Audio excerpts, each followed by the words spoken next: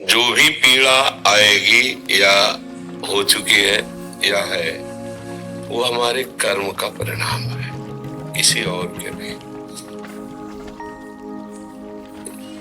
अब क्या है कि जैसे इस बार भले इस जन्म में आप मांस न खाते हो, मान लो इस जन्म में न खाया हो, हम क्या जाने कि खाया कि नहीं। पशुओं के साथ कैसा व्यवहार किया जाता है, कैसे लोग कैसे करते हैं, वो भी जीव है।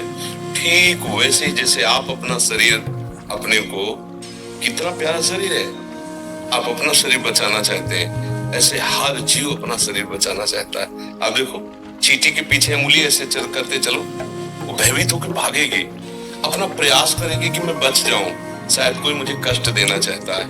किसी भी जीव को देखो, अपने स्वाद के लिए पीछे के जन्मों से लेके इस जन्म तक क्या करते हैं, गड़ासा चलाते हैं, गर्दन काट दी, पैर काट दिए। और जब हमारे कटने का नंबर आया, एक मांडव्य ऋषि हुए, ऐसे हाथ उठा करके पैर के अंगूठे के बल मंत्र जाप कर रहे हैं। ध्यान से सुनना।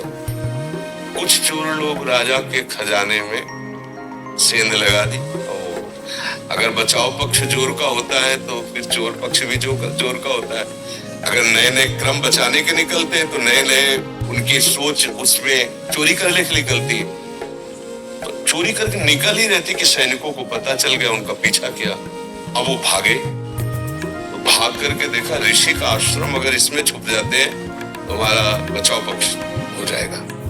चले गए अंदर, लताएं ये सब, वही अपनी स्वर्ण आदि जो चोरी की थी वही रख के चुपचाप बैठ गए।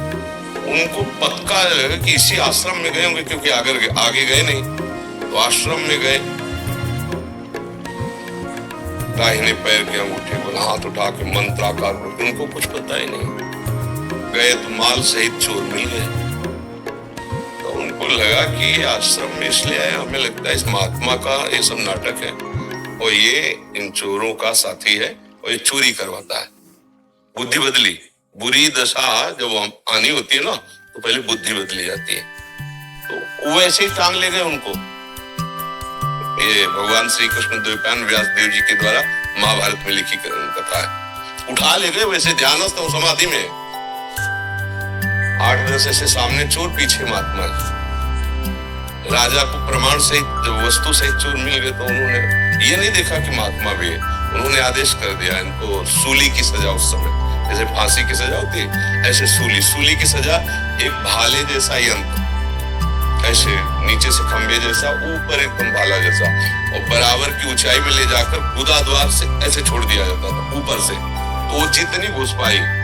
इसके बाद वो आदमी गुदा द्वार में सूली घुसी, अब वो तड़प रहा है। कितने घंटे वो या कितने दिन, वो उसकी सामर्थ्य जाने, मरेगा वहीं कोई। उस बड़ी कष्टप्रद, गोली मार देना फांसी में तो मिनट 2 मिनट, लेकिन सूली की सजा बहुत ही कष्टप्रद। अब गुदा द्वार में इतनी घुसी और रक्तस्राव हो रहा, धीरे धीरे वो मरेगा। दूसरे जब दंड वाले आते थे जिनको, तब वो उतारे जाते थे 1-2 दिन 3 दिन में ऐसे। जब वहां उतारने गए तो देखा वो पद्मासन लगाए बैठे मांडव्य ऋषि, और वो तो सुर थे, वो मर गए। उनको हटाया, भाग के गए, राजा से कोई अपराध बन गया। वो तो कोई सच्चे महात्मा थे जिनको हम पकड़, बोले महात्मा को पकड़ के लाए। बोले महाराज हमको लगा कि वो आश्रम में था। अब वो भयभीत हो गए क्योंकि आगे गाय और ब्रह्म ऋषियों को करके गए। कहा महाराज मुझे बिल्कुल पता नहीं था, आप क्षमा कीजिए, मेरे से अपराध बन गया। उनका नहीं, बस ये हटाओ, सूली से मुझे उतरवाओ, मैं तुम्हें दंड नहीं दूंगा, मैं सीधे धर्मराज को दंड दूंगा, उतारो तो मुझे। लाख उपाय किया गया, वो शूली उनके गुदा द्वार से हटी ही नहीं, काट दिया गया। सीधे अंतर ध्यान में धर्मराज के पास पहुंचे और उन्होंने कहा मुझे बचपन से याद है मैंने कोई अपराध नहीं किया, फिर मुझे ये सजा क्यों मिली? लोहा अंदर ठसा हुआ, उसे काट दिया गया, निकला ही नहीं। मैं तुम्हें अभी दंड देता हूं, क्योंकि तपस्या के धनी थे। तो धर्मराज इनका रुको रुको रुको, तो जैसे अपने नहीं कि टीवी चैनल लगा दे तो दिखाई देता है, ऐसे कहा देखो आप अपने।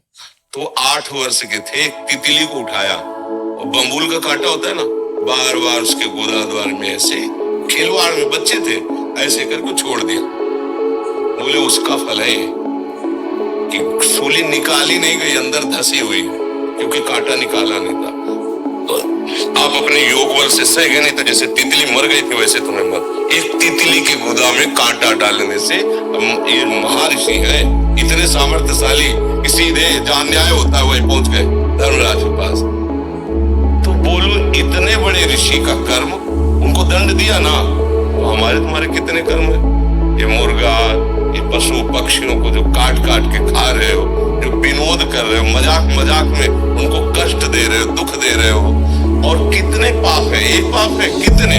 तो आपको मान सकते हैं कि इस जीवन में आपने कोई पाप नहीं किया, ऐसा आप कह सकते हैं, लेकिन बिना हमारे पाप के हमें कोई दंड नहीं दे सकता। हमारे पूर्व के, हम शरीर बदलते चले जाएं, हमारा पोस्ट बदलता चला जाए, तो क्या पीछे जो गलती करें हम पे लागू नहीं होगा क्या?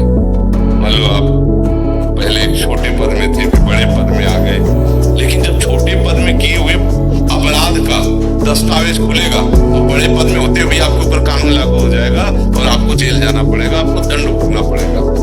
ऐसे पूरा सिस्टम भागवतिक है। तो कोई न कोई हमारा ही कर्म को कष्ट देता है।